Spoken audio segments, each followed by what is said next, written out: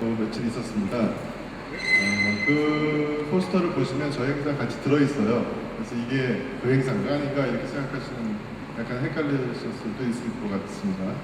이 행사는 저희가 비엔날레를 준비하기 위한 사전 행사이면서 동시에 그 유령학회라고 하는 멈춰라 생각가를 준비한 그 팀하고 같이 협업을 한 프로그램입니다.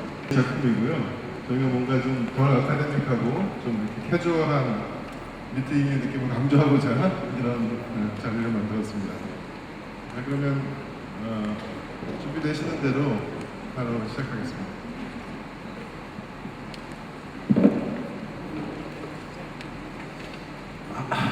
쓰는 게 더 편하네요. 비슷한 묘한 기장 같은데. 예, 자 방금 소개받은 황호동입니다. 저는 일본하고 한국 문제를 주로 다루는데요. 동아시아수원이라는 곳에서 가르치고 있는 것도 있고 해서 왕 선생님 책을 평소에 좀 열심히 읽으려고 했던 사람입니다. 우연하게 이렇게 사회를 맡게 됐습니다. 그래서 왕 선생님에 대해서는 지금 박한찬 선생님이 간단한 소개 말씀을 주셨고, 게다가 제가 특별히 소개를 드릴 필요는 없을 정도로 여러분이 이미 책을 통해서 영어로 혹은 일어로 혹은 이탈리아어로 또 한편으로 프랑스어로 다 접하실 수 있는 수많은 글들이 있을 것이라고 생각을 합니다. 두 번의 하방 경험, 그리고 또 한편으로는 독서라는 잡지를 10년 넘게 해오시면서 어떻게 보면 2000년대 전후에 중국 사상들을 이끌어왔다고도 할 수 있고, 또 한편으로 혁명 이후, 혁명기 이후에 중국 보도산업화 과정에서의 클래스, 계급 문제, 그 다음에 또 트랜스 시스템 사회라는 주제로 티벳, 그 다음에 오키나와, 그 다음에 타이완 문제를 포함해서 아시아 전역에 대한 그래서 일어나고 있는 운동들, 저항들, 또 한편으로는 생겨나고 있는 정치적 갈등들을 종합적으로 설명해낼 수 있는 이론적인 작업들을 계속 해오셨습니다. 아까 박찬 선생님 조금 말씀하셨지만 이번에 오신 이유는 이 비엔날레, 프리비엔날레 굉장히 중요한 계기고요. 또 하나는 알렌 바디우하고 또 슬라보의 지제들이 최근 몇 년 전부터 4번에 걸쳐서 서울에서 하는 걸 포함해서요, 아이디어 오브 커뮤니즘이라는 공산주의 이념이라는 연속 집회를 하고 있습니다. 영어로도 책 2권 출판되어 있고 아마 독일어판하고 이번에 한 것도 아마 버서에서 출판이 될 것으로 알고 있는데요. 거기 처음부터 그 바디오와 지제프와 함께 아이디어 오브 커뮤니즘 집회를 이끌고 계십니다. 제가 긴 설명드리면 시간이 부족하니까 선생님 말씀을 바로 청해 듣는 것으로 대신하고자 합니다. 큰 박수로 선생님 강연을 환영해 주시기 바라겠습니다.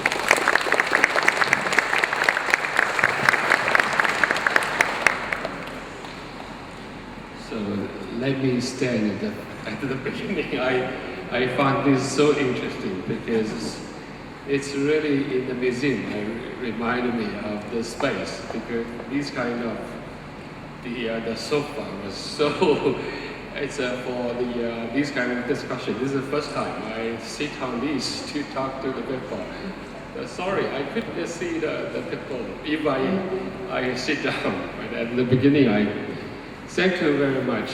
I really enjoy the invitation. I really like to come here for share some ideas with all of you.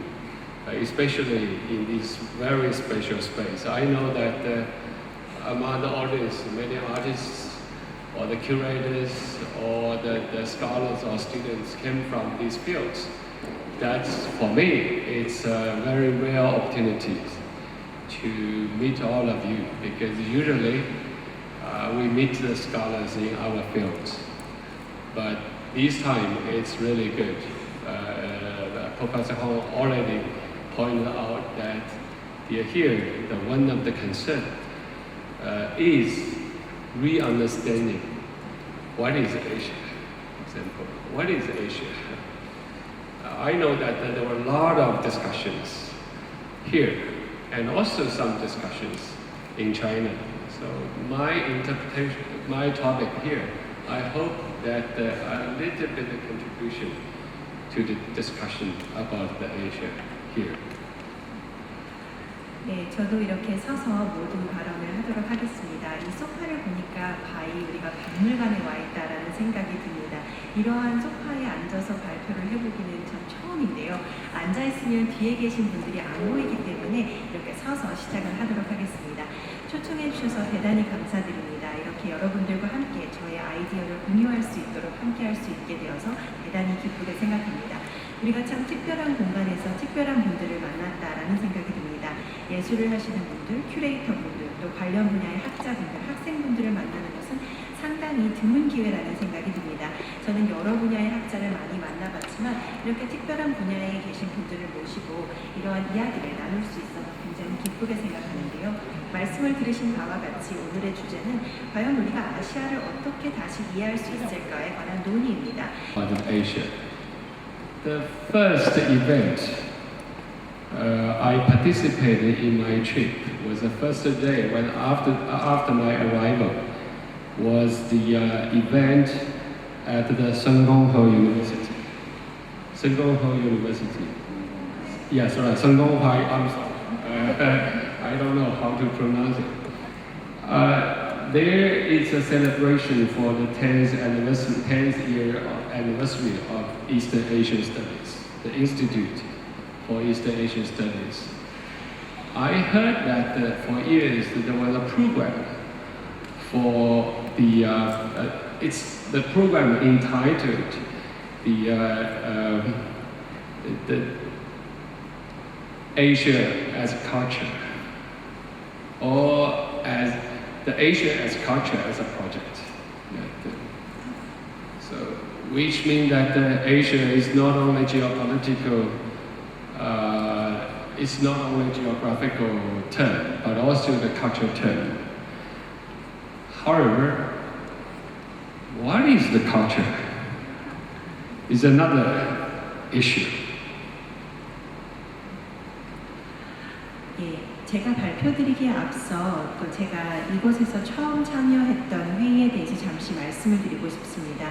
성균관대학교로 기억을 하는데요. 동아시아 연구소 10주년 기념 행사가 개최되었습니다. 성공회 대회였습니다. 성공회 대학교에서 동아시아 연구소 10주년 기념 행사가 있었는데요. 그곳에서 주제가 제가 기억하기로는 문화로서의 아시아라는 주제였던 것으로 기억합니다. 이 주제라는 것 자체가 아시아를 하나의 지정학적인 경계 혹은 지리적인 경계로 보는 것이 아니라 문화적인 것으로 본다라는 생각이 들었는데요. 그렇게 되면 또 문화란 무엇인가라는 또 다른 이슈를 생각하게 됩니다. So on the one hand, of course, different kind of the definitions of culture. However, basically, I understand the category of culture in two ways. On the one hand, is a more or less anthropological or historical concept of culture. It's a kind of the mode of life, the lifestyle. And for example, when we talk about the East Asia, we talk about for example, in Japan, the people talk about the sphere or the circle of the Chinese characters, because all those countries, the pre-20th century, they use Chinese characters. All the Buddhism, all the Confucianism, or certain kind of the legal code were together constructed the cultural basis, which, because it was a lifestyle, was based on that kind of the cultural forms. 또 문화에 대한 정의가 다양할 수가 Kind of the culture. You need to know the language. You need to know the certain kind of the tradition, concepts, and so on and so forth, because that provide the methodology for us to understand our past, right? This is the people to talk about the culture. This is the one way. And another, it was the category of culture in Chinese is a 文化. Is only emerged in the 20th century. 또한 이와 같은 첫 번째 방법으로 문화를 이해하는 방법에는 과거를 이해하기 위한 방법으로 언어도 알아야 하고 전통 및 여러 가지 관련된 개념을 알아야 합니다.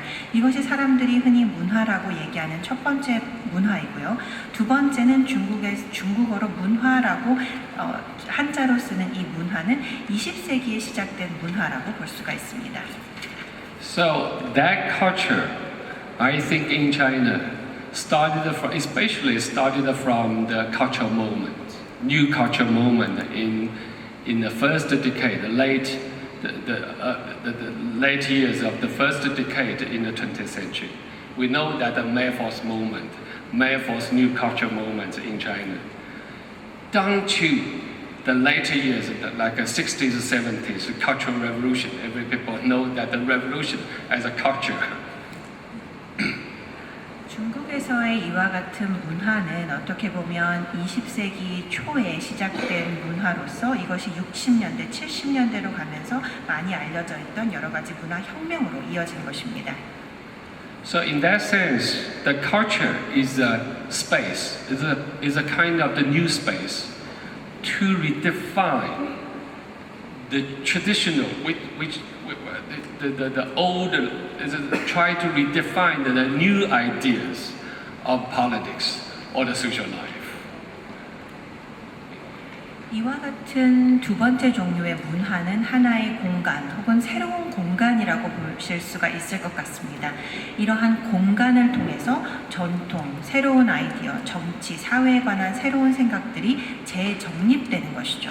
So that kind of the cultural moments, for example, in the Mayforce moments, they raised the issue that for example, the question of youth, question of women, question of education, question of the language, question of literature, and the question of labors, or the equality, and so on and so forth. These kind of the issues at that time were totally new idea for the new politics. So in that sense, the culture is something for the creation. 이와 같은 문화 운동은 새로운 이슈들을 제기를 합니다. 청소년, 여성, 교육, 언어, 문학, 노동, 평등 등의 이슈들은 당시에는 새로운 이슈들이었고 새로운 정치성을 의미했었습니다. 그러한 측면에서 문화는 창조라고 볼 수가 있겠습니다. But in order to have a real creation, that now the people realize that these kind of the two categories of culture, like our past, that the lifestyle and so on and so forth, and how that in contemporary context became the potentiality, some kind of the possibilities. We reinvent it, not go back to the past, but try to reinvent it for the future and the human being. That word, when we talk about the culture or Asia as culture, it's not necessarily mean that we try to construct the totality of Asia, excluded anything else, but try to create something more. It's for the 20th century, first century, or for the whole world. 이것이 진정한 의미의 창조라고 생각을 합니다. 이 두 가지의 문화, 삶의 방식, 과거에 대한 연구로서의 문화, 그리고 또 근대적인 맥락에서 새로운 가능성을 창조하는 문화, 이 두 가지가 합쳐져서 과거로 돌아가는 것이 아니라 현재를 위해, 미래를 위해 새로운 것을 창조하는 것을 의미합니다. 그것이 바로 문화로서의 아시아라고 생각을 합니다. 아시아 전체가 어떤 것인지 나머지 지역을 배제하고 생각해 보는 것이 아니라 20세기, 21세기 그 이후에 모두를 위한 창조를 하는 것이 문화로서의 아시아가 되겠죠. So, in order to create something new, that it's necessary to ask ourselves how to interpret our past, the history, or the tradition, or something else before. We are quite familiar, and sometimes detached, because our conceptualization of our life has been shaped by the new forces since 19th, 20th century. So sometimes if I ask the younger generation in China, that you ask them, you give them some text, for example, my students. I give them some texts from 18th or 19th century in Chinese, ask them to interpret that. At the same time, I could give them some texts from 19th century Europe, for example, Hegel, Marx, or even Nietzsche. If you ask younger generation students to read these different texts, to my surprise, not that surprise, a lot of people feel they are easier to read the Hegel, Marx, or somebody else. Not like in Chinese, Wei Yuan, Gong Zijun, even the Kang Youwei, they are so famous figures in Chinese, in China. However, for the younger generation, they feel what they're talking about, which means that our knowledge was shaped by something else already. So you need to find some way to read into your own history.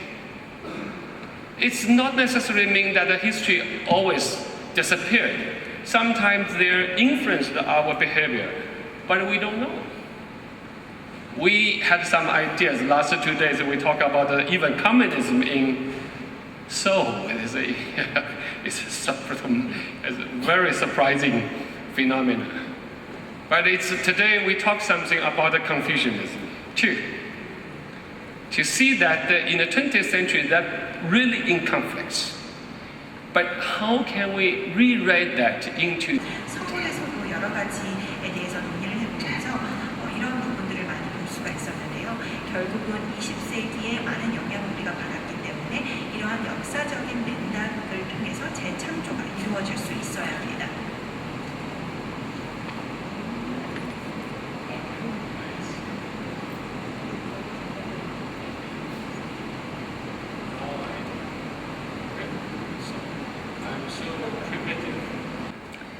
I think that when we read our own history, let me start it from some questions from the methodological level.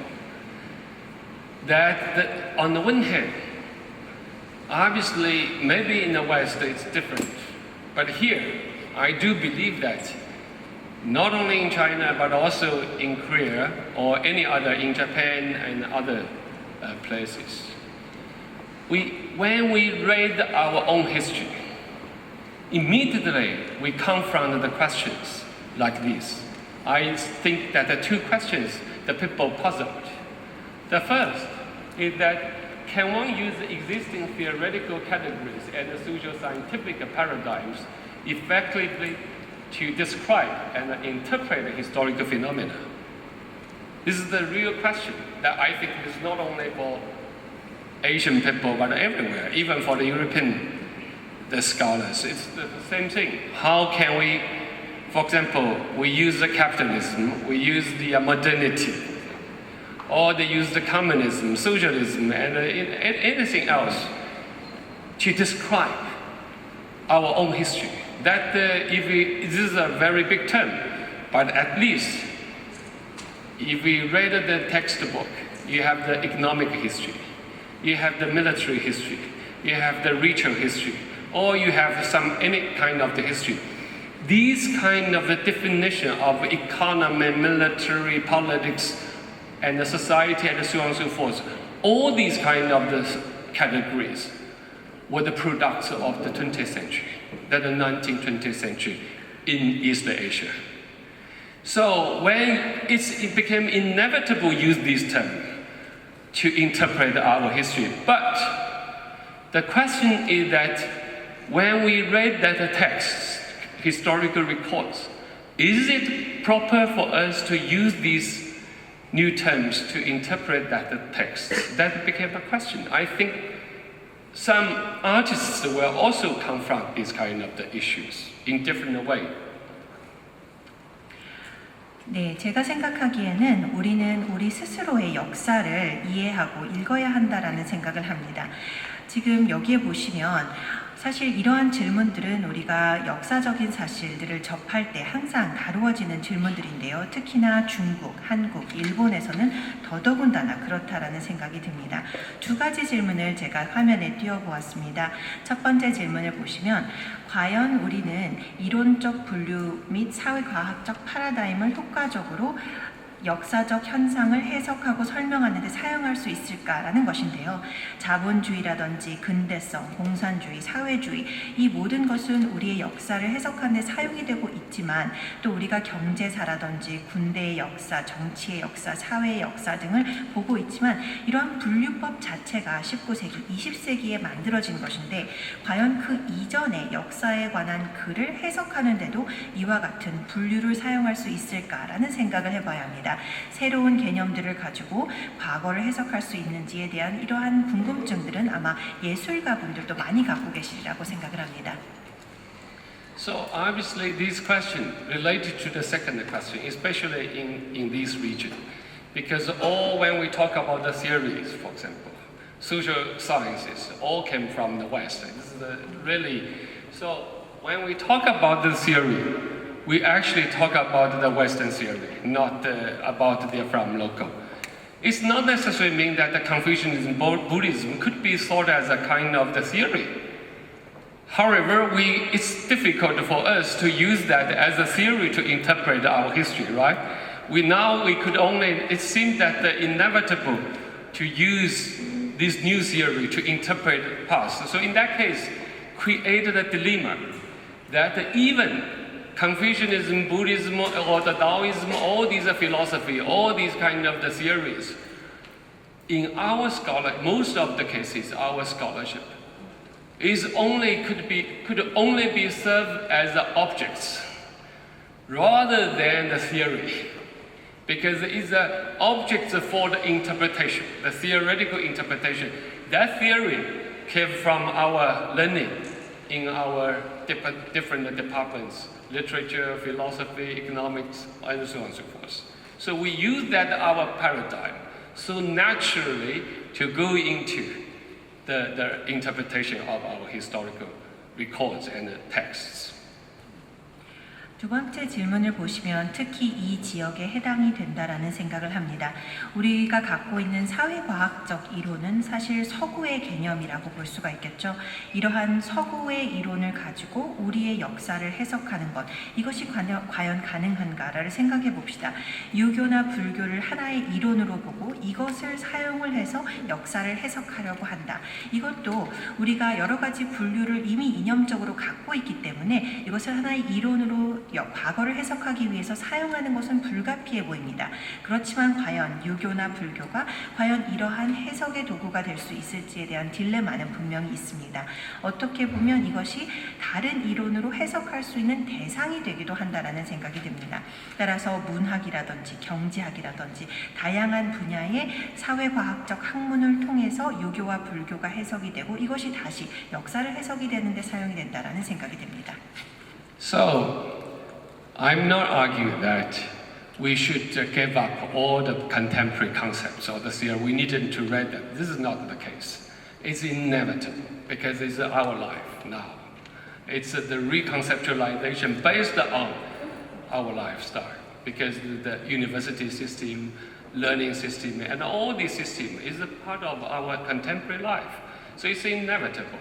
But on the other hand, it is somehow, from my point of view, it is also necessary to remind us of the limits of these theories when we interpret that. That reminded, for me, the first thing is not only about the truth, about whether or not this interpretation is objective, whether or not it's compatible with the exactly in that historical condition. That the historian arguing that way in a more positivistic way. But my argument is that it's not in this way. It's trying to treat those historical objects that, for example, if we talk about the Confucius, Mencius, Laozi, or Mencius, or something else, the historical figures in the 19th century or so on and so forth. we need to remind us that we are not really higher than them. They are very subjective. We try to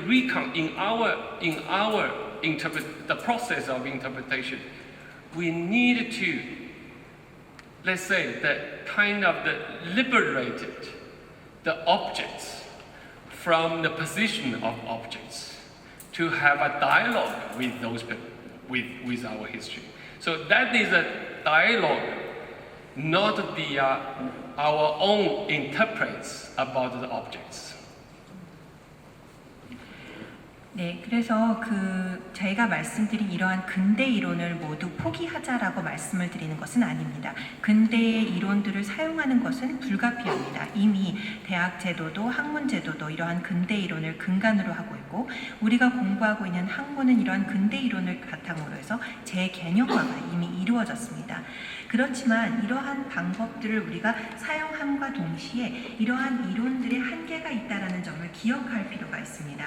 해석을 할 때 우리가 보는 것이 사실인지 이것이 객관적인 것인지 또한 역사적 현재와 상호 호환적인지들을 생각해 봐야 하고요. 이러한 유교나 도교나 다양한 학문들을 연구할 때 이러한 것들이 어떻게 보면 주관적인 면들이 있다는 것을 생각을 해야 합니다. 따라서 해석의 과정에서 이러한 해석의 대상물들을 자유롭게 만들어서 단순히 이러한 대상에 대한 해석을 우리가 공부하는 것이 아니라 우리 스스로의 해석을 공부하는 것이 아니라 이 역사와 역사의 역사적 대상물과 대화를 할 수 있어야 한다라고 생각합니다. So that I think that remind us of our own limits, because we know that, for example, now the people talking so much about the crisis, and in our daily life, financial crisis here and there. So which means that all these shows the limits, our own capability. So it's not everything we are more capable than the Asian people, but they could provide us something to remind us the limits of our own. So the historical interpretation is a process, not only use our existing categories to judge the past, but try to construct that kind of the dialogue. And I think the creation, so talk about the invention, creation, could only start from this kind of the dialogue. 우리 스스로의 한계도 우리가 기억을 할 수 있어야 합니다. 오늘날 위기라는 단어가 상당히 많이 사용이 됩니다. 우리 개인의 삶 속에서의 위기, 세계적인 금융위기, 위기가 상당히 많이 사용이 되고 있는데요. 우리 자신의 역량에 한계가 있다라는 것을 생각해야 합니다. 고대 아시아보다 우리가 지금 더 능력이 있다라고 생각하는 것이 아니라 우리가 우리의 한계를 고대의 아시아를 통해서도 기억할 수 있다. 혹은 그 고대의 아시아가 우리의 한계를 알려줄 수 있다라는 생각을 해야 합니다. 단순히 우리만 역사를 해석하는 것이 아니라 그 역사로부터 배울 수 있다라는 것이죠. 우리가 갖고 있는 분류법으로 과거를 판단하는 것이 아니라 그들과 진정한 대화를 할 때 진정한 의미의 창조와 발명이 이루어질 수 있습니다. So today I would like to do some interpretation. As an example, I put forward the three sets of antithetical concepts in the Chinese historiography. The people use these three sets of, that's the empire and the nation state. And the Fengjian, the enfeoffment, and the Junxian, centralized administration. And the third, it's a rise music and institutions. I think that there was the same characters here, right? All these, the later two. 그래서 오늘은 중국 역사에 대해서 논하면서 많이 논의가 되고 있는 세 가지 상반된 개념을 통해서 여러분들과 이야기를 나누고자 합니다. 여기에 보시면 제국과 국민국가, 봉건제와 군현제, 의례음악과 제도라고 나와 있는데요. 여기에 나와 있는 한자 대부분은 아마 한국에서도 그대로 사용하고 있는 한자라고 알고 있습니다. So obviously, if you look at these three sets of antithetical concepts, it's obviously the first one, empire and the nation state, is the completely new sets of new set of concepts. It's from the West. We use the empire. We talk about the nation. It's only after the 19th century we talk about that. Now we use this category to interpret our history now.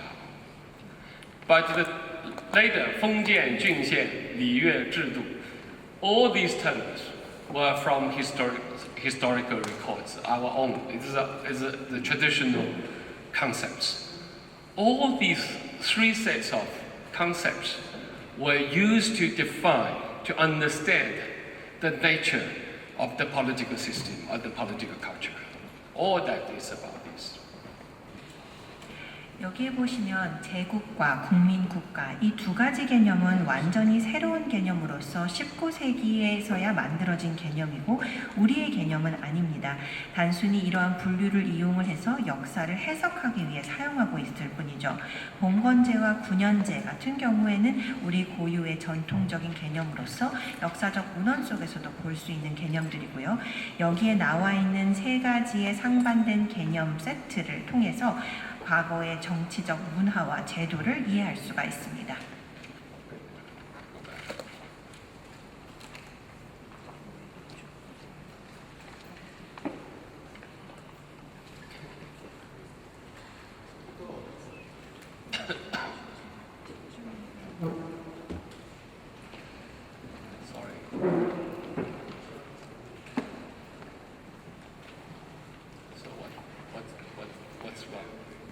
Okay, I'm so sorry for.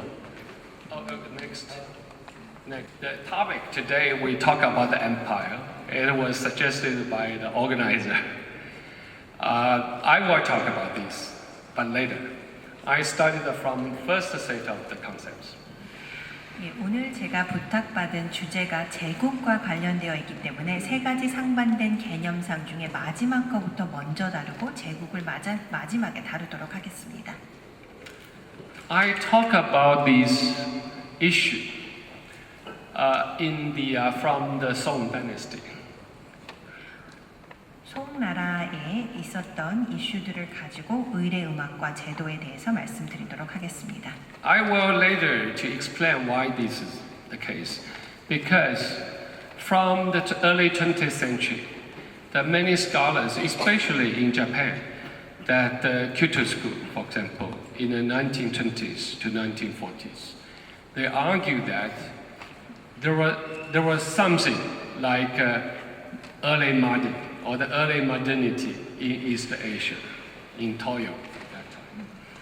So that can sort that the process started from 10th century, the Song Dynasty, 14th century in Korean Peninsula, 17th century in Japan.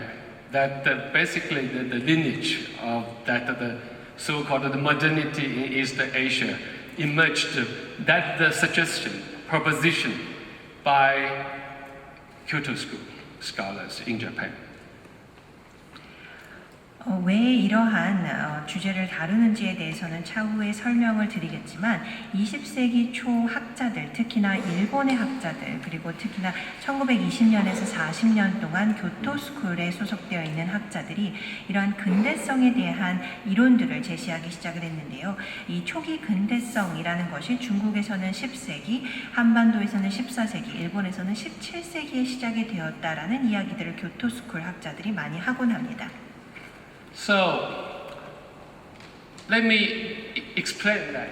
Because whereas the Confucians of the pre-Qin period, that the pre-Qin dynasty, the first, that the unified dynasty, that was the first emperor,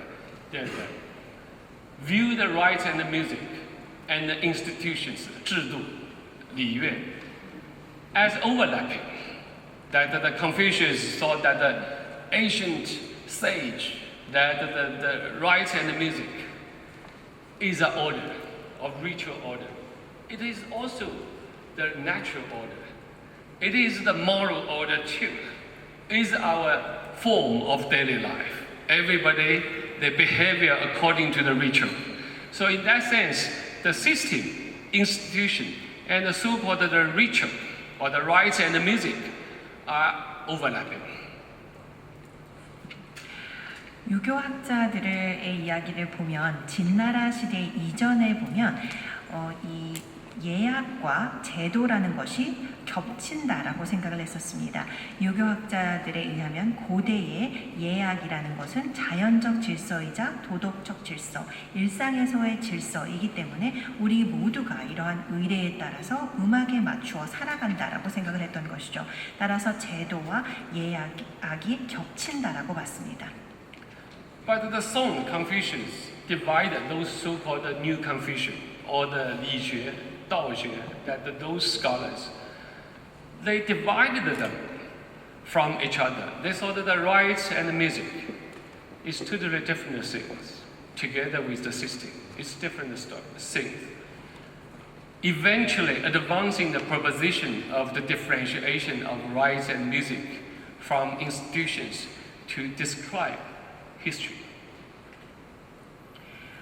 그런데 송대 유교학자들은 이 두 가지를 분류를 했던 것이죠. 따라서 예약과 제도는 다르다라고 분류를 하게 되면서 새로운 역사의 해석이 등장하게 됩니다. So that's why the Song Confucian scholars were thought as, in terms of contemporary terms, people will describe them as conservatism, or the cultural conservatism, because they always went back to the ancient time, because they thought they disliked the contemporary time. So the Song Confucius strove to substantive elements from the regime of the three dynasties, the Xia and the Shang and the Zhou, back into the daily life. That the Xia, Shang, Zhou, that's the earliest dynasties, is like a legends. It's a world of legends. Only the world of the sage kings. So everything was ideal. You can say this is old communism, old great harmony, and so on and so forth. But that was the Confucian idea about what is a utopia, what is there. So, but they try to argue that certain kind of the separation between the rites and the music from the system or the institution means that they try to criticize the reality, existing system. They are no more serve as resources for the morality, ideal order, natural order, and so on and so forth. 송대 유학자들은 근대적인 개념으로 봤을 때는 문화적 보수주의자라고도 볼 수가 있습니다. 왜냐하면 고대로 돌아가자라는 생각을 갖고 있었던 사람들이었죠. 하상주의 삼국시대로 돌아가서 그곳에서의 실질적인 요소들을 오늘날의 일상으로 끌어들이자라는 개념을 갖고 있었던 학자들이었습니다. 이 삼국시대 같은 경우는 굉장히 고대 시대였기 때문에 어떻게 보면 이상적이라고 생각을 하고 또 모든 것이 조화로웠다라고 생각을 했던 시대였고 또 유교적으로는 유토피아라고 볼 수 있었던 시대라고 생각을 했던 것입니다. 따라서 예약과 제도를 분류하자라는 것 자체가 당대의 제도에 대한 비판이자 예약과 제도가 일치해서 이것이 모든 도덕과 자연의 질서를 결정한다라는 것을 부정하는 행위였죠. So they actually, what they are trying to do, they did do some efforts, the practice for the recovery of the older system, like patriarchal clan system, the Zongfa, that's what we call, and the well-filled system, the Jingtian, and the system of infiltrament, the Fengjian. All these systems, we talk about the so-called rites and music. It's not only the music, dancing, or the certain kind of way of the ritual practice. In the core of that, the whole system, rites and music, were those institutions, that the patriarchal clan system, that you show your respect for your ancestors and how to deal with your parents, brotherhoods, and the children, and so on and so on. All the rites, what there, and the well-filled system and the system infiltrament. That is the kind of the political system. But together, In this way, for example, 宗法、景田、封建.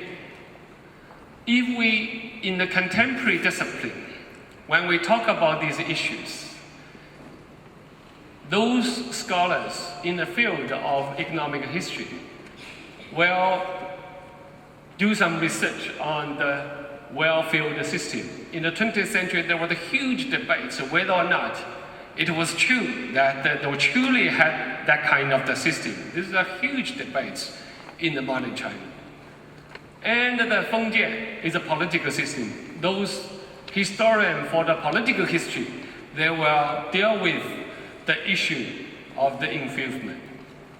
And those people to talk about the history of the ethics, morality, and so on and so forth, the culture. Then they talk about something like a clan system or the family system, right? This is now the division of knowledge, taxonomy provides us the way to deal with these kind of things. 그리고 실제로 송대 유교학자들은 종족, 우물구역, 봉건제도 등을 다시 한번 생각을 해서 이러한 요소들을 일상생활로 끌어들이고자 했던 것이죠. 이것이 결국은 음악과 무용과 의례에 담겨 있었던 요소들이지만 정치건 모든 제도를 영향을 미친다라고 생각을 했던 것입니다. 예를 들어서 이 종족이라든지 우물구역이라든지 봉건제도 이러한 부분들을 경제사를 연구하는 학자들이 봤다면 우물구역 제도에 집중을 했을 것입니다. 20세기에 실제로 과연 이러한 제도가 존재했는지에 대한 격렬한 논의가 있기도 했었습니다. 또 반면에 정치사를 공부하는 학자들 같은 경우에는 봉건제도에 대해서 공부를 했을 것이고요. 또 윤리라든지 도덕, 문화를 공부하는 학자들은 종족제도에 대해서 관심을 가졌을 것입니다. 근대에 우리가 갖고 있는 지식의 분류가 이렇게 개별 분야에 대한 연구로 이어지게 했을 것 같습니다. But actually, in the Asian context, there was no such taxonomy at all. Because, for example, the welfare system is not only the economic system, but also the military system, as well as the moral order, the base for the moral order. It was all these elements were part of the worldview. It really came from the whole worldview. It's not something like in the rational differentiation of knowledge into the modern taxonomy. It's not the case. So when we only talk about for example, welfare system, in the economic sense, we lost the meaning of it in the ancient time, right? So this is the case. 하지만 실제로 아시아의 맥락에서 보면 이와 같은 지식 분류 체계는 당대에 존재하지 않았습니다. 따라서 우물제도라는 것은 경제적 의미도 있지만 군사적 의미 또 도덕적 질서의 근간이라는 의미도 분명히 있습니다. 따라서 당시에는 전체 세계관이 하나였다라고 생각을 해야지 지금과 같은 지식 분류 제도를 가지고 적용을 한다면 우물구역 제도에 대해서 공부를 했을 때 경제만을 본다면 나머지 의미가 상실된다라는 것을 볼 수가 있습니다. So when those Song Confucian scholars, of course, they are diversified, different trends, but basically, when they try to retrieve the historical understanding of the Sage King, for example, and the doctrines from there, they actually try to use that to argue that now we are in the immoral, not moral, but immoral status of the developments, the people. So in that sense, these efforts for me to return to the ancient ways, however, cannot be viewed as a mere archaism, but instead can only be comprehended in light of the Song scholars' critical understanding of the new reality. What's new? The first, for example, standardization of the civil service examination system. We know that that kind of the system invented in the Sui dynasty before the Tang, but formalized, standardized in the Song dynasty. That shows that the collapse of so-called aristocracy. 송대 유학자들은 기본적으로 역사를 이해할 때, 예를 들어서 이 고대 시대에 대한 역사를 이해할 때 우리가 지금 보는 것처럼 지식 분류 체계를 이용했던 것이 아니라 그 시대를 제대로 이해를 하고 그 시대에 갖고 있었던 것을 현실에 적용을 하는 것이었죠. 예를 들어서 이 고대주의자라고 단순히 이 송대 유학자를 분류할 수 있는 것이 아니라 그들이 현실에 대한, 새로운 현실에 대한 비판적 이해를 갖고 있었다라고 생각을 해야 하는 것입니다. 예를 들어서 송대에 이르러서야 과거 제도가 표준화되었는데 이것은 물론 과거 제도가 당나라 때부터 존재했었지만 이때 와서야 표준화된 것과도 관련이 있다라는 생각이 듭니다. And also the centralized bureaucracy, that the so-called 郡县, that we talk about the 郡县 system, that the centralized administration, not influence, not the different states within, but the unified empire or the unified dynasty with the centralized administration established, formalized in this period, as well as the commercialization of our daily life. That certain kind of the urbanization, marketization, commercialization developed in that period. So that was totally different from the early stage. So, yeah. 예를 들어서 이 과거 제도의 표준화뿐만 아니라 관료주의 제도, 중앙행정제도, 군현제 등이 이 시대에 정착이 되었는데요. 하나의 통일된 제국 내에 행정이 중앙 집권화되고 군현제가 실시된 것이 바로 이 시대였습니다. 뿐만 아니라 일상생활의 상업화를 통해서 일종의 도시화와 시장 형성이 이루어졌던 시대라고 볼 수가 있기 때문에 초기 시대와는 굉장히 다른 모습인 것을 볼 수가 있습니다. So, if we, from a kind of the progressive view, or the evolutionary views of history, we will judge those Confucian scholars were reactionary because this is a great progress, right? It's before you have the aristocracy. All the prime ministers, the higher rank officials, recommended from the children of those big families, the aristocratic families. But now everybody can, through the examination, were promoted to the certain position. In the Song dynasty, almost all of the prime ministers were from the civic, the ordinary citizens, the family. It's not I use the citizen was contemporary, the modern term, but which means that a civilian backgrounds, not the aristocracy. But compared to the Tang Dynasty, for example, all those people were from the rich and the aristocratic families. So this is in that sense, the Song Confucianism sounds like a reactionary because they are criticizing this progress, right? 따라서 진보적인, 진화론적인 입장에서 봤을 때 이 송대의 유교학자들은 많은 변화를 일으켰다라는 것을 볼 수가 있습니다. 예를 들어서 당나라 시대만 하더라도 대부분의 고위 관료들은 귀족 출신이었고 고위 관료의 자녀가 다시 그 자리를 차지하는 제도였지만 송대에 들어오면서 과거 제도가 정착되고 그러한 방법을 통해서 일반 시민, 시민이라는 표현은 현대적인 표현이기는 합니다만 일반 시민, 일반 가정 출신의 사람들이 최고 관료직에 오를 수 있는 길이 열렸습니다. 따라서 귀족 출신의 모두가 차지했던 당나라 시대와는 굉장히 다른 것이죠. 따라서 어떻게 보면 이 송대 유교학자들은 현실을 비판하며 그 비판을 바탕으로 반응을 했다라고도 볼 수가 있겠습니다. But actually, if we think ourselves now, the people will argue that the globalization is a great progress. How can you criticize this? In the Chinese case, it's also the huge debates about our past. Not only the ancient time, but also the socialist time. Because now we are in a crisis of social inequality. Rich became richer, poor became poorer.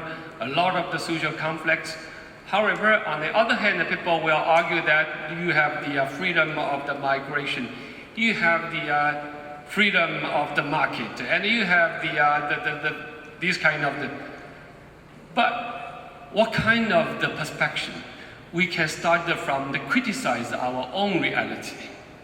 It's if you legitimize all these things as a progress, you lost the tension, critical tension, the necessary critical tension with your own society or the reality, right? 그러면 우리가 지금 이 시대를 살고 있는 우리 스스로에 대해서 다시 한번 생각을 해보도록 하겠습니다.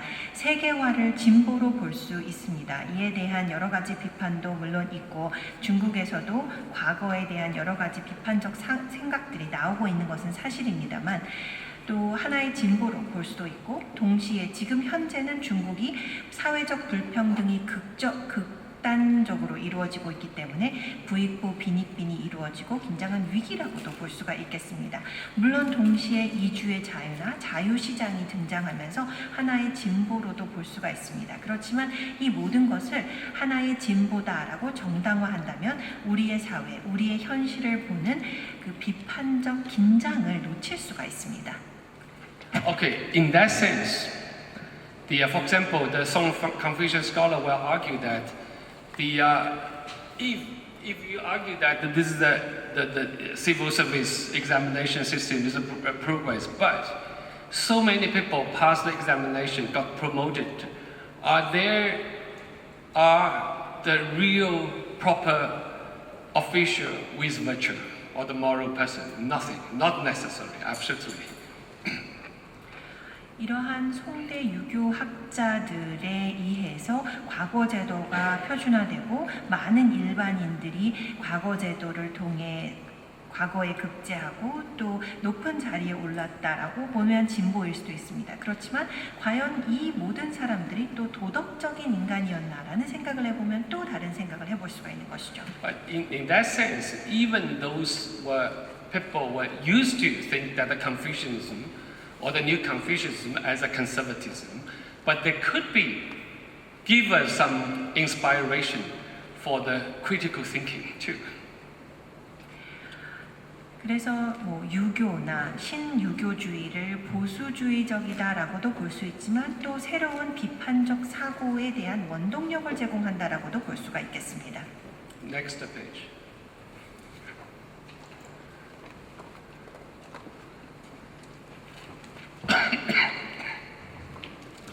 Okay. Then the Song scholars is very because here I know that the Zhu Xi, the Song is from Southern Song scholar, who was also famous in Korean Confucianism. I think that is a very important figure. But basically, why? The question is that in the 20th century, that famous philosophical historian in China, like Feng Youlan or the Hu Shi, all those big names in the 20th century China, they thought that the Song dynasty, the Song Confucianism, as a breakthrough for the philosophy. They thought that this is before Chinese thought has no the ontology, it's only cosmology, but no ontological thinking, and very little about the epistemological thinking too. So, but in the Song dynasty, that suddenly in the Confucianism, that they were so dedicated to developing the categories of the heavenly principle, the way of heaven, the heart, mind, vis-a-vis the nature, the 心性自然. And all these categories is abstract. The categories became very important in the Confucian thinking. In the Confucian himself, he very few touch upon these terms at all. 송대에 있었던 학자들을 보면 20세기에 또 유명한 철학을 연구했던 역사학자들을 보면 송나라 시대의 유교주의가 상당한 철학적 돌파구를 마련했다라고 평가하고 있습니다. 이 이전까지만 하더라도 중국의 사상에는 존재론도 없었고 또 인식론은 나중에서야 등장하는 것을 볼 수가 있었는데요. 송나라 시대의 유교학자들은 천리를 분류하고 또 천도, 심성, 자연을 분류하는데 상당한 공을 들인 것을 볼 수가 있었는데 이러한 분류는 후대에 유교에 상당히 중심적인 역할을 했고 공자 자신도 이러한 분류를 논하지 않았던 것을 볼 수가 있었습니다. So that raised the issue: is the ontological epistemological breakthrough? Is this a really a philosophical issue? Next page.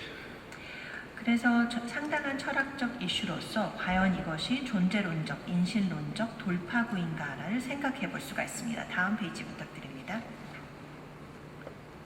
Actually, the first of all, when we talk about the philosophical breakthrough, the first issue is that we should understand that the term philosophy was translated into Chinese through Japanese efforts only in the late 19th century. We had nothing at the time, although the characters came from Chinese, but we had no such term as a philosophy, as a discipline especially, no such thing at all. 사실 철학적 돌파구에 대해서 우리가 생각을 하고 있지만 이 철학이라는 용어 자체는 일본에 의해서 19세기 후반에 한자로 만들어진 단어입니다. 한자를 사용하고 있지만 철학이라는 단어, 특히나 이 학문으로서의 철학이라는 것은 과거에 중국에는 존재하지 않았습니다. It was the Mingji scholars, Nishi, those people who translate the Western encyclopedia, Western taxonomy into Japanese. They employ the Chinese terms. They find some words from Confucianism. They invented the term of the 哲学, now equal to the philosophy. 이러한 번역이 일본 학자에 의해서 서구의 분류법 그리고 서구의 백과사전을 통해서 이루어졌는데요. 유교에서 비슷한 단어들을 찾아서 이것이 후대에 결국 철학이라는 단어가 되었습니다. So in that sense, we have two ways to develop our thinking. On the one way, it's like a 20th century many scholars in China did. They try to compare the Zhu Xi and Wang Yangming and all those Confucian scholars together with like a Hegel, Kant and the Western or the Plato and so on and so forth. Basically, the framework was the idea of ontology, epistemology, realism, so on and so forth. That the Western theme, that the whole thesis and the conception became the starting point to reorganize our own thinking of history.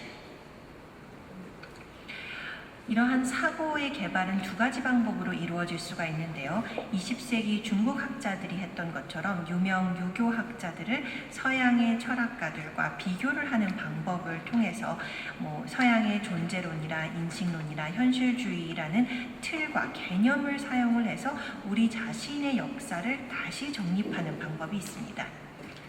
Here, I make the arguments because of time. It's no time to elaborate too much. I read this. The song New Confucians gave priority to relatively abstract the philosophical, ethical categories, indicates the political thinking embedded in New Confucianism. The inherent historical dynamics for the establishment and the deployment of the heavenly principle worldview were clearly set forth in the exploration of the differentiation of rites and music from institutions, the comparison between the three dynasties and the eras that followed, and the discussion of the dialectical binaries of the centralized administration vis-a-vis the infiltrament, the well-field system vis-a-vis the eco-field system, the later land system, and the school system and the civil service examination system. So that abstraction could be thought as a strategy. On the one hand, preserve the value of the Confucian idea that from before. But on the other hand, try to use that because it's not possible. That value was not a reality. So certain differentiation between the rites and the music, that's the sources of morality, ethics, natural order. That was that became a utopia rather than the reality. So the institution, the reality, the time is so-called time. He knows time is know the propensity of time or the change of time. So I use the term of the time or the propensity of time in the comparison with the contemporary idea of time. We quite familiar. We know that now is 8 to 10 now. Time is a linear. It's more. It's almost a linear. Teleological, more or less. Homogeneous and empty. Without the idea of time, for modern people, it's difficult to organize our history. We don't know how to. We talk about the periodization. We talk about the progress. We talk about the developments. All these terms, modernization, modernity, all these terms was based on the conception of time. Right? It's a development. It's really from past to now to the future. However, the propensity of time as the conceptualization of history in New Confucianism is different. It's not the linear. It's full of change together with the context, material, conditions together.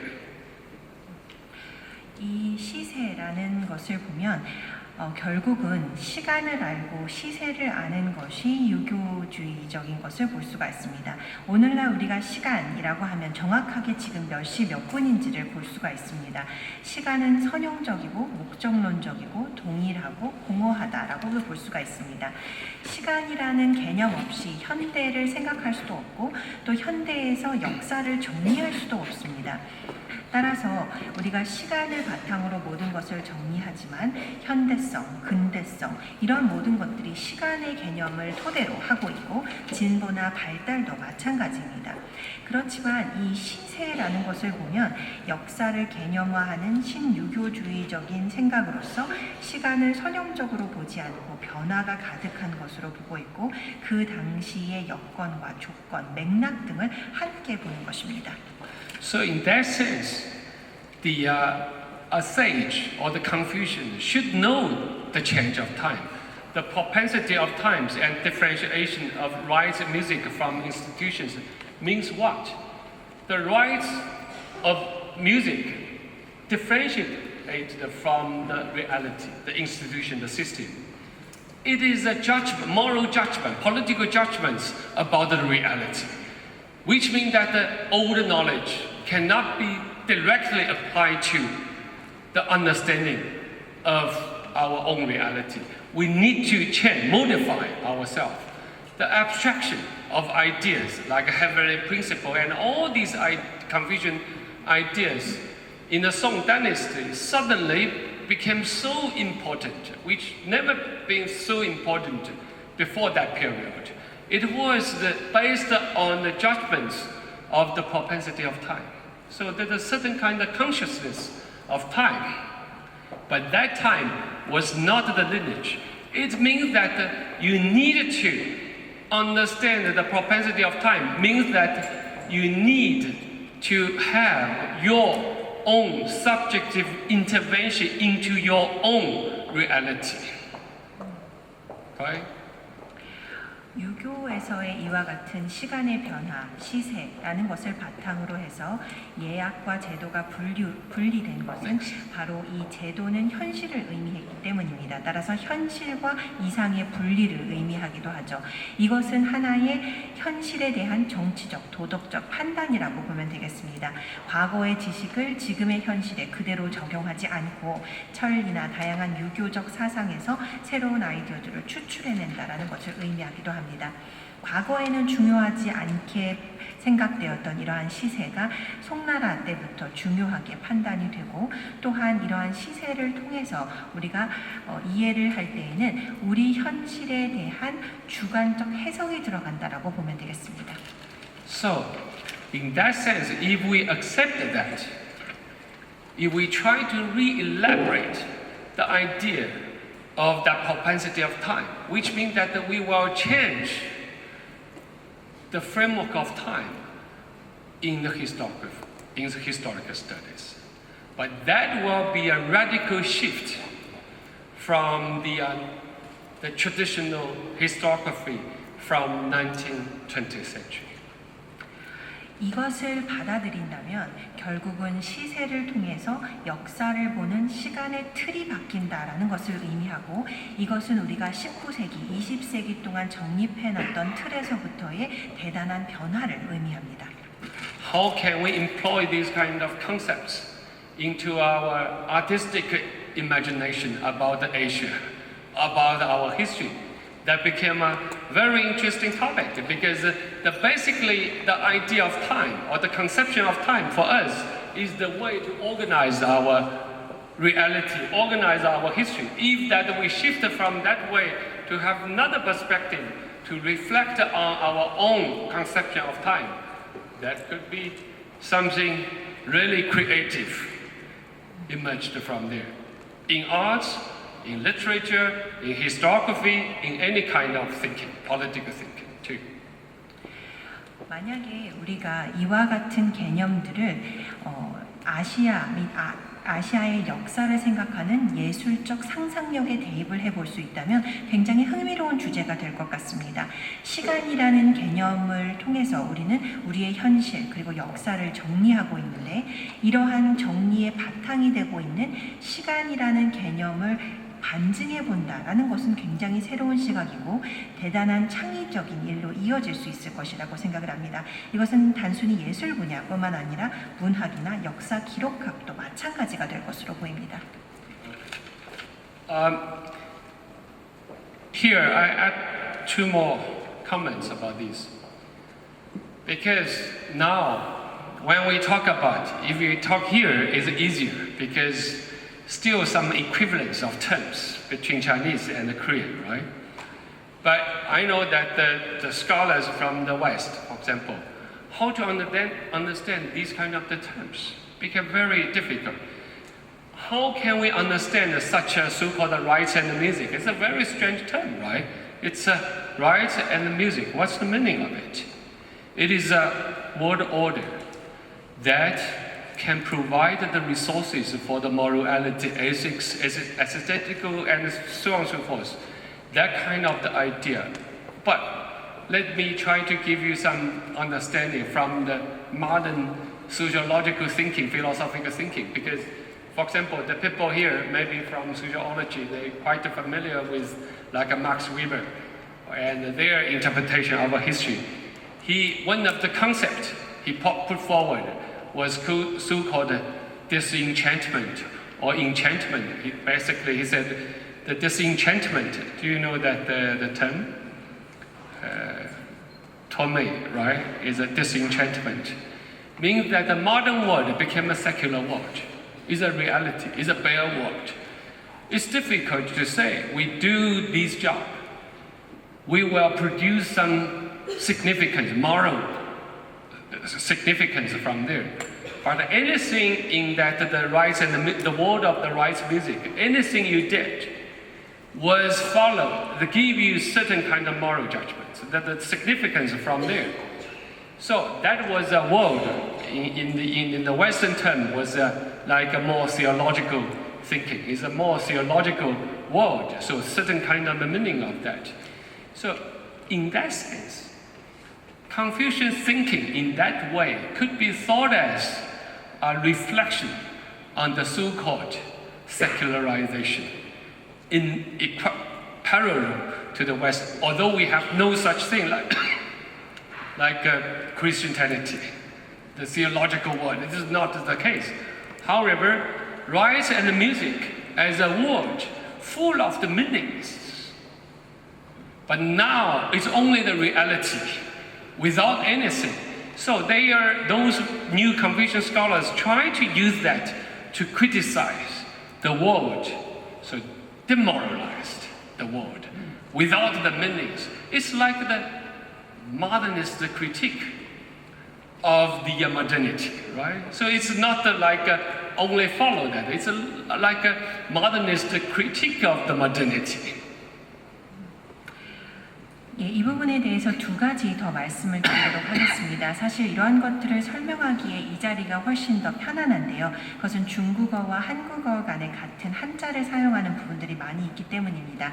하지만 서구의 학자들은 이러한 용어들을 이해하는 데 상당히 어려움을 겪고 있습니다. 예약이라는 것은 굉장히 이상하게 들리는 용어가 될 수도 있습니다. 예약이라는 것이 즉 의례와 음악이라는 것이 세계의 질서를 말하고 도덕적, 윤리적, 자연의 질서를 말한다라는 것은 서구에서는 이해하기가 상당히 어렵습니다. 현대에서는 사회학, 철학 등을 통해서 역사를 보게 되는데요. 막스 위버 같은 역사를 해석하는 사람들을 보면 disenchantment와 enchantment라는 단어를 사용하고 있습니다. 즉 현대 세상은 disenchantment로 보고 있는데요. 결국은 현대가 세속화되었다라는 것입니다. 도덕성과 의미를 잃어가고 있다라는 맥락에서 봤을 때 예약이 도덕적 질서와 의미를 갖고 있다면 같은 맥락에서 예약과 제도를 분류하는 것과 서구에서 말하는 disenchantment는 같은 맥락이라고 볼 수가 있습니다. 물론 동양 사상에서 기독교는 없었지만 이것이 서구에서 보는 세속화와 같은 맥락이라고 볼 수가 있는 것이죠. 따라서 예약이 갖고 있었던 의미가 사라지고 신유교학자들이 이러한 도덕성이 사라지는 것을 비판했던 것은 어떻게 보면 근대적 학자들이 근대성에 대해서 비판하는 것과 굉장히 유사하다고 볼 수가 있겠습니다. Okay, now I move to another or the last part of the question, empire and the nation state in historical narratives. Here I use the term because entitled, but before that, the China modernity coach, because all these need to be questioned. What is China? What is modernity? These are all the questions. But basically, why the people talk about the modernity in historical time? Well, I talk about the propensity of time. I actually question the term of the teleology of modernity. But why the people use that term? Because the inquiry into the early modernity, that was because how to define the Chinese history.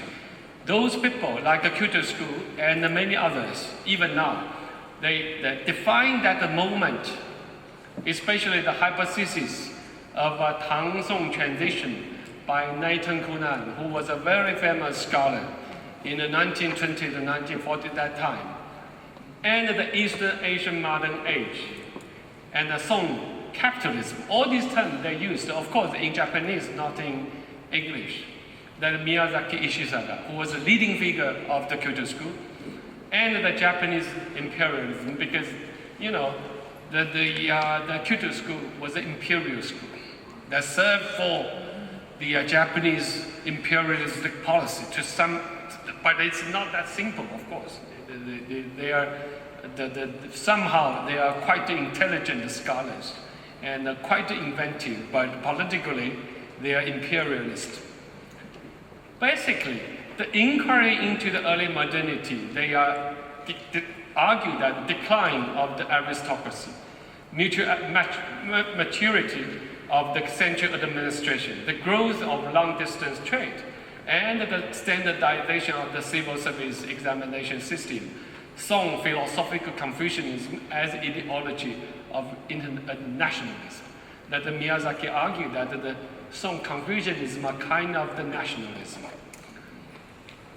But if you look at this, that in the early 20th century, when Japan became a new power, right, in East Asia, they try to construct the parallel narrative of history.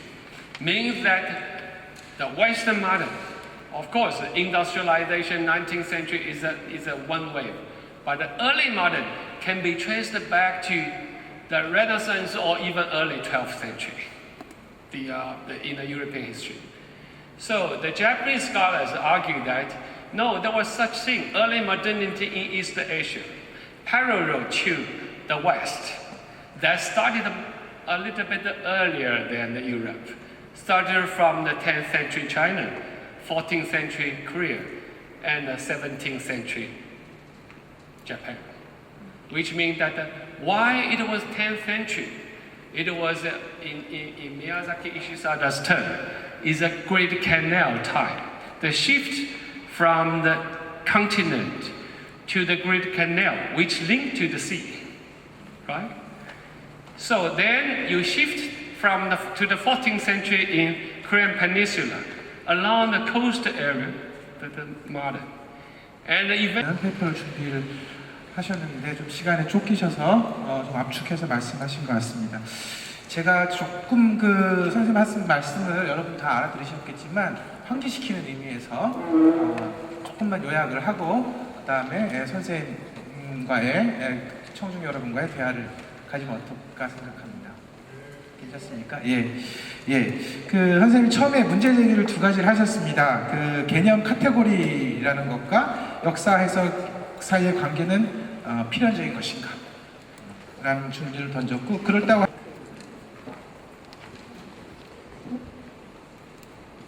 질문은 될 수 있으면 2, 3분 안에 짧게 해주시면 좋겠습니다. 보다 많은 선생님의 질문.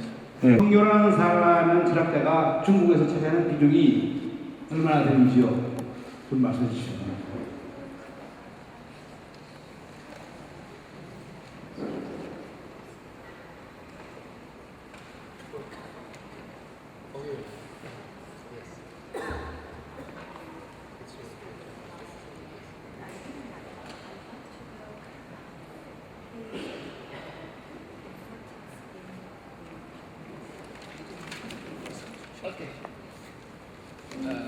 I briefly answered the question that Professor Feng Youlan actually before it was the professor at my campus, Tsinghua University, and then moved to the Peking University.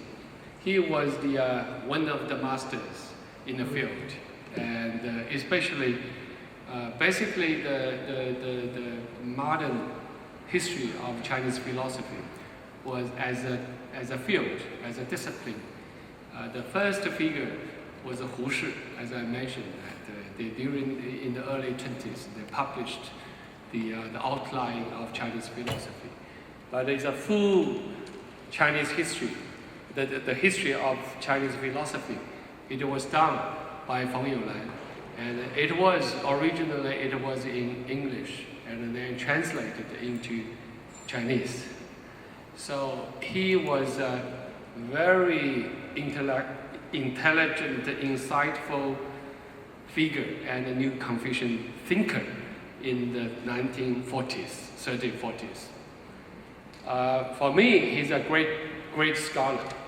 But on the other hand, as I say, that the limits of that was time. I think we still need to understand that what is the Chinese philosophy. He trained in America. He was in Columbia. So that's why basically he was the figure that formalized the category of the Chinese philosophy. So in China, we had the different kind of the thinking. For example, the Chinese thought is the one term. Chinese philosophy is a modern. And then some people argue the so-called intellectual history, that together with the social-political history, together with the ideas. So he is quite an influential figure, but this is I think that especially his writing itself was very clear and readable. He's a very capable capacity. I think he's a very capable writer too. 예, 간단하게 펑뮤라이 교수님에 대해서 말씀을 드리도록 하겠습니다. 전에는 저와 같이 칭화대에 계셨는데 북경대로 옮기셨죠. 이 분야의 진정한 마스터라고도 볼 수가 있습니다. 어떻게 보면 중국의 근대 철학사라는 학문 자체를 정립하신 분이라고도 볼 수가 있겠는데요. 말씀드렸던 것처럼 20세기 초에 후슈라는 학자가 중국 철학의 개괄적 틀을 만들었다면 이 학문을 정립하고 그 내용을 채운 분은 바로 펑유라이 교수라고 볼 수가 있겠습니다. 영어로 집필을 먼저 하셨던 책이 중국어로 번역된 사례로서 굉장히 지적이고 많은 생각들을 갖고 계신 훌륭한 유교 사상가라고도 생각을 합니다. 위대한 학자이십니다. 그렇지만 제가 말씀드렸던 것처럼 한계도 분명히 있는데요. 미국에서 콜럼비아대에서 공부를 하셨고 철학사라는 학문을 정립하신 분이시지만 이 미국적인 사고를 바탕으로 저술을 하셨기 때문에 중국에서는 중국의 철학뿐만 아니라 일각에서는 중국의 사고라는 또 다른 학문이 필요하다, 혹은 사회적 정치적 측면을 모두 포함한 지적 역사라는 것도 필요하다라고 생각을 하는 사람들도 있습니다. 그렇기 때문에 위대한 학자이지만 이런 한계점도 있고 또 이 펑유라이 교수님의 훌륭한 점이 있다면 굉장히 명료하게 읽기 쉽게 글을 쓰신다라는 것입니다. 그렇기 때문에 저자로서도 상당히 훌륭한 분이시라고 생각합니다. 예, 감사합니다. 제 제안인데 첫 질문으로 여기 그 아시아는 세계다. 예, 안녕하세요. 송인재라고 합니다. 선생님 책을 번역하면 3년 이맘때고 딱 3년 이맘때 오늘 저 번역 원고에 대한 해당하는 것을 번역을 했었는데요. 다시 자세히 들으니까 의미가 새로운 것 같습니다. 먼저 잠시 인상을 듣자면은 루신 연구를 하신 분께서 갑자기 상대적으로 성격이 상대되는 한국에서는 굉장히 좀 낡은 영역인 송대 철학사로 넘어가서 또 그것으로 이제 근대 유럽의 민족주의적 지식의 틀을 비판하는 도구로 사용했다라는 그런 점이 상당히 인상적이었고요. 그리고 무엇보다도 한국 입국하실 때 목소리가 나오지 않을 정도로 심한 감기에 걸렸는데 수혜를 걸쳐서 이렇게 힘있는 강의를 해주셔가지고 굉장히 감사드립니다.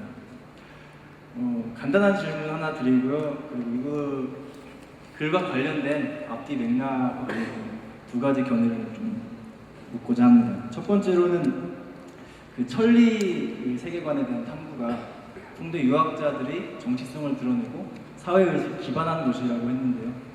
한국에서 천리 연구들을 살펴보면 그런 것들이 거의 드러나지 않는다라는 점에서 굉장히 이 견해는 다시 보아야 될 것인데요. 물론 그 근대 중국 사상의 흥기 이 책에 구체로 나와 있지만 그런 정치성이 어떠한 것인지를 간단하게 좀 부연 설명해 주셨으면 바랍니다. 두 번째 질문은 지금 이 시간에 계속 길게 말씀하시는 것이 이제 과거의 중국을 근대 서양의 그 개념 틀로 해석을 하기가 좀 어렵다, 난점이 있다라는 견해를 주셨는데 마찬가지로 오늘의 중국에 대해서도 중국도 마찬가지로 그 서양의 가치관과 개념적인 프레임을 통해서 공격을 도전을 받고 있는 그런 상태라고 저는 보입니다. 간단하게 말해서 중국의 정치 발전이라든지 경제의 전망이라든지 아니면은 최근에 중국에서 제기한 중국몽 같은 경우도 여전히 이제 그 주변의 국가나 다른 나라들에서 이제 제국이라는 틀을 가지고 제시를 했는데요. 선생님 생각하시기에 그런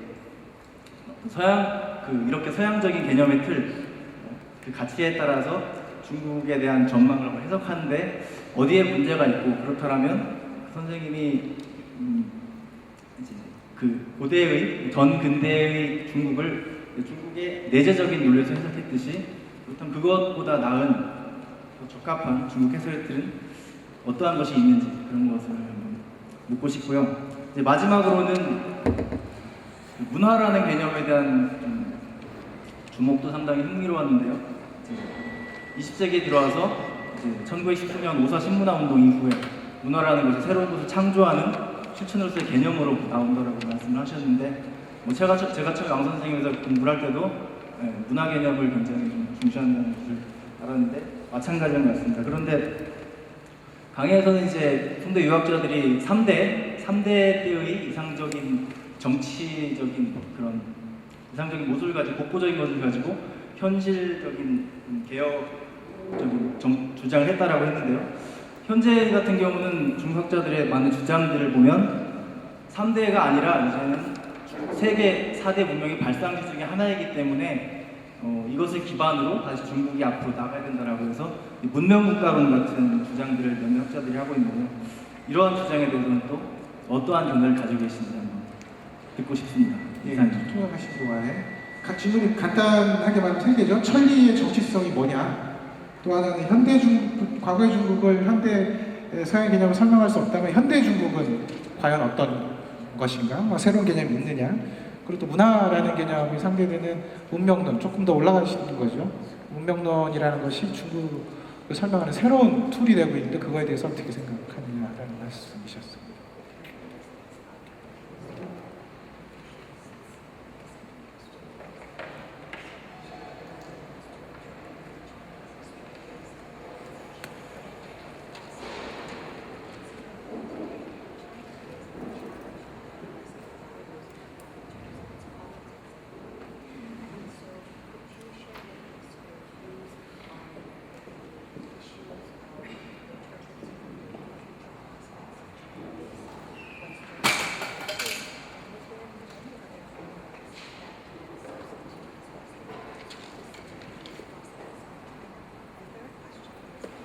뭐 앞에 두 개 먼저 하시죠. 아빠 두 개 먼저 하시고 또.